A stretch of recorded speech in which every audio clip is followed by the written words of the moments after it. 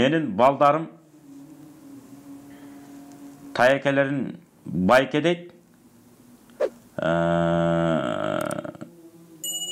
Tayejesin mama deyt. Jezdesin papa deyt. Ayalıma aytsam eşteke bolboyt deyt. Keyin ziyanı teyip kalbayбы.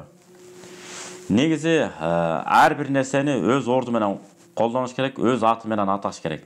Керек болсо айтып атпайбы, алаган аттын атынан аташ керек депчи. Баягы атасын ата деш керек, апасын апа деш керек, агасын ага деш керек, тайкени тайке бойдон калтырыш керек.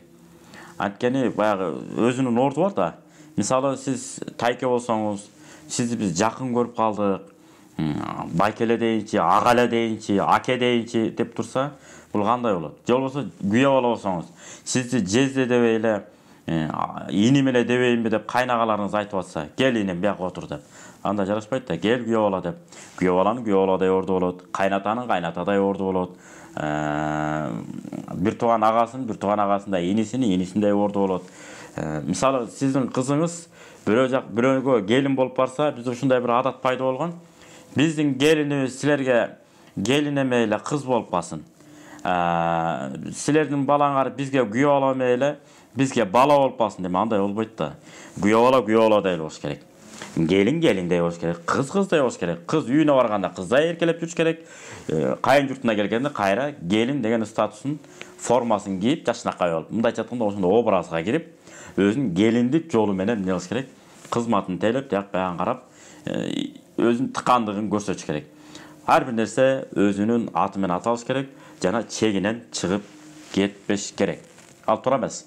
Жездесин жезде десин, тайкесин тайке десин, андай болбойт. Ата дебеш керек, өзүнүн атасын гана ата десин.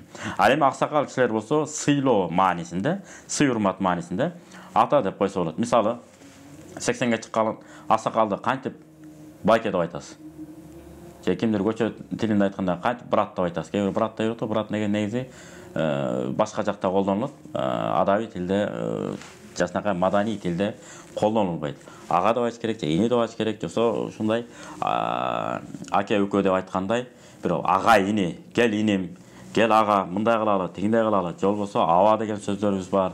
Мына ушул сыяктуу жашынакай бир кайрылуу менен кайрылыш керек. Ар биринин өзүнүн аты менен. Жеңеңизде кантип мен сиз мага эми эжеле болуп калыңыз, эже деп айтайын. Андай болбойт да, жеңеңизди жеңе деп айтасыз. Келин баланы кантип мен эми карындашымдай эле бол деп айтасыз. Келин бала окуп келатат деп агалар эмне кылат? Кайнагалары кымтынып, сөзүн иреттеп сүйлөп, этияттык менен алып отурат. Бул биздин сонун атабыздан келаткан салт санабыз. Ошондуктан тарыхыңды таңганың тамырсыз болуп калганың деп Нурмолла атабыз айткан да, тарбияң тайык болсо тартканың кайык болот деп. Ар бир нерсе өзүнүн орду менен болуш керек. Ошон үчүн кыргыздар айтып коет, башка жак бул жака коюңуз. Үйгө кирип монда жайгашып отурган кезде дагы ордуңду таап отур деп коет. Ушунчалык катуу айтылат.